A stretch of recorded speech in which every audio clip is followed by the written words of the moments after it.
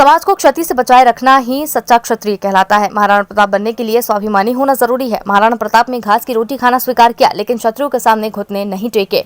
उक्त बातें ग्राम करोत कला में वीर शिरोमणि महाराणा प्रताप की मूर्ति अनावरण के अवसर पर राजपूत करणी सेना मूल के राष्ट्रीय अध्यक्ष महिपाल सिंह मकराना ने कही। उन्होंने कहा कि सर्व समाज का हित ही राजपूत करणी सेना का मूल उद्देश्य है। कार्यक्रम को औद्योगिक नीति और निवेश प्रोत्साहन मंत्री राजवर्धन सिंह दत्तीगांव ने भी संबोधित करते हुए कहा कि राजपूत करणी सेना का मूल उद्देश्य पवित्र है और प्रदेश अध्यक्ष द्वारा प्रदेश में 1000 शूरवीरों की प्रतिमा स्थापित की जाएगी और उनका यह निर्णय सराहनीय है। प्रताप सिंह जी को भी बहुत बहुत साधुवाद, बहुत बहुत बधाई।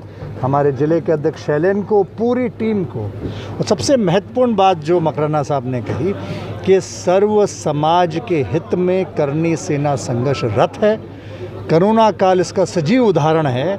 इससे बड़ा अनुपम मानव सेवा का उदाहरण नहीं है। हमारे समस्त संगठन ने गांव-गांव जहां भी आवश्यकता थी बगैर किसी भेदभाव के सेवा करी है और महाराणा का संदेश भी वही है। उन्होंने कहा कि वो मरे मिटे खुद के लिए नहीं, खुद के राज्य के लिए नहीं, समूचे हिंदू समाज के लिए। और ये आने वाली अनंत पीढ़ियों के लिए एक सीख है। आज महाराणा की मूर्तियां स्थापित हुई है।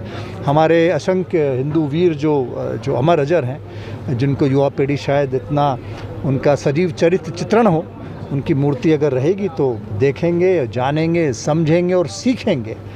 और राष्ट्र निर्माण तभी संभव है जब चरित्र निर्माण सशक्त हो। और महापुरुषों की जीवनी से ज़्यादा प्रेरणा हम किसी नौजवान के चरित्र को दे नहीं सकते।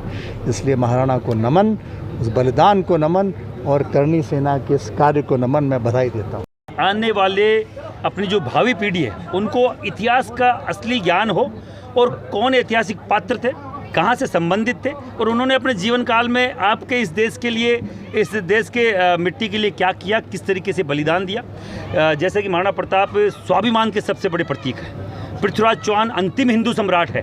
तो ये पीढ़ियों को नहीं मालूम है और एक जो तोड़ा मरोड़ा जा रहा है इन ऐतिहासिक पात्रों को कि ये उस समाज से, इस समाज से।